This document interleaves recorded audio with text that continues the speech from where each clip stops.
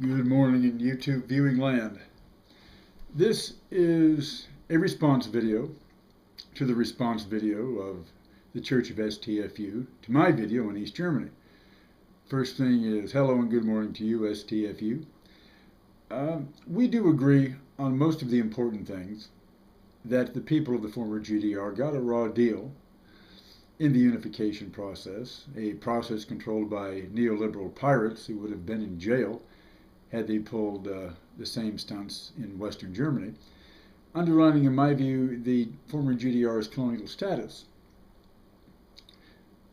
But it's interesting, too, to observe the nostalgia for the GDR, some of it unreal, as nostalgia tends to be, but revealing nonetheless, one does not get sentimental over a time and place one really hates. There seemed to be little warm nostalgia for the Hitler years in comparison, outside of South America. But I do feel that the GDR could have stood on its own politically and economically. Look at Ireland, Portugal, Greece, Albania, for the sake of the Holy Blessed Virgin, and tell me the GDR didn't have the potential to be a self-sustaining entity. Of course, much of its industrial infrastructure was outdated. But this is not necessarily a barrier to further development. It just depends on how it's done. As I said in the earlier video, the GDR was competitive in certain industries. These industries were protected, it's true. But what's wrong with protectionism? No developed industrial power ever took off without a strong protectionist regime. Not one, without exception, invariably. The GDR would have had a less choice market for its products initially, that's true. Poorer countries that couldn't afford West German steel, for instance. But the GDR could have followed the market strategies that built up Korea, Japan, and China, start with junk, essentially like cheap toys and clothes, and gradually reinvest in more high-earning products. The major reasons this might have failed is the EU and its euro, which have devastated precisely the first three other countries I mentioned. That doesn't mean there wouldn't have been problems in trying to modernize and sustain the East German economy. Technology was one problem. And this was not so much because of the inefficiency of the system in developing new technologies as the embargo on new high-tech technology developed purposely in the 1980s against the socialist bloc during the Reagan years. This starving of technology, the East Germany in particular tried to counter by rather desperate and pathetic attempts to develop its own microchip, which seem laughable now, but at the time was an attempt at innovation, an attempt to overcome politically imposed restrictions that had nothing to do with the efficiencies or not of a state economy or collective investment. This overcoming of political barriers was the main reason for glasnost and perestroika, which opened up political repercussions which eventually swallowed the East. But that has nothing to do with the structure of the economy as such. Labor was also a problem because, as we know, with relaxed borders, there was a flood of people swarming over the line to the west, especially the well-educated, highly skilled population. A brain drain which, of course, led to building the wall in the first place.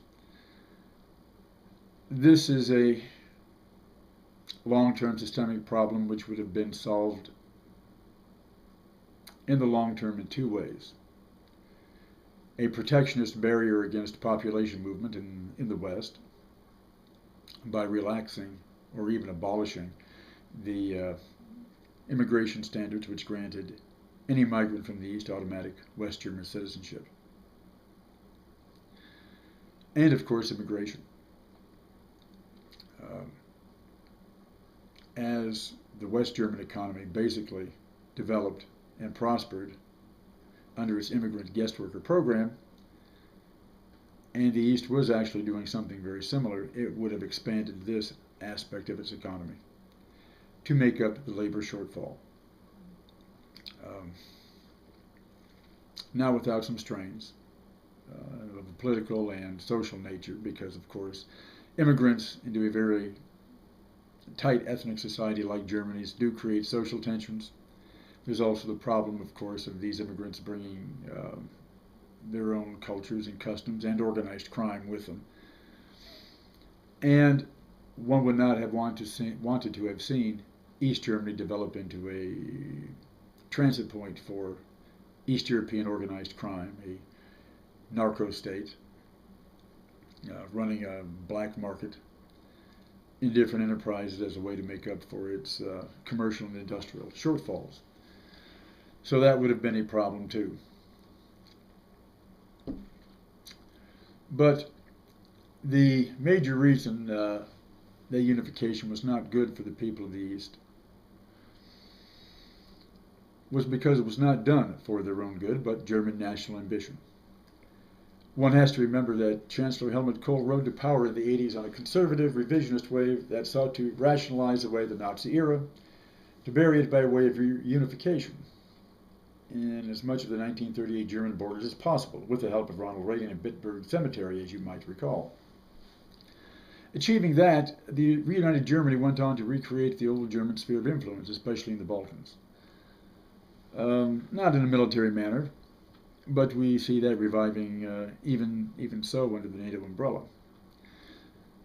Of course, it's a crime against history for Germans to be divided, but all right to help split Yugoslavia down the middle, like hacking through Siamese twins. No matter how traumatizing to the patient, it's supposed to be for their own good, as it will help both parties achieve self-determination.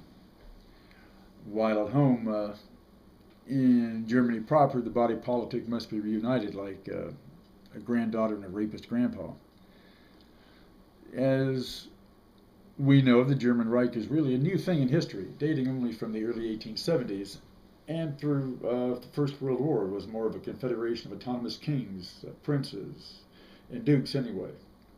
Its unity was still well within living memory when Hitler tried to expand it further after 1937. And this has also been a recurring problem in German history. The unification has always been the first step in expansion. That's why Günter Grass, the German social democrat and author, summed up his opposition to unification in a single word: Auschwitz.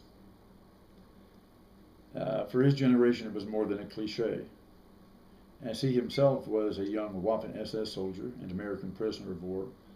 He had the authority to question these nationalist ambitions that transformed Deutschland über alles from a sentimental hymn to the fatherland to something a little more sinister. So, that is the moral and ethical question of reunification.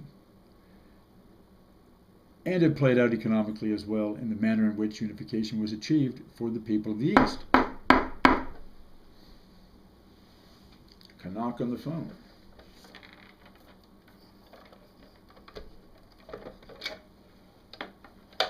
Hello? Slobodan Milosevic.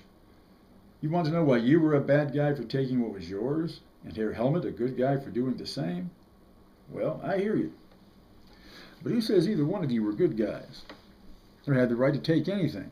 I mean, you devastated Kosovo, and it got rewarded with independence, like a wind-up toy duck. Helmut took an independent, viable state and gutted it like a fish before canning and selling it. Well, he should have been right there with you in The Hague. He could have taught you a few things about Serbia over alles.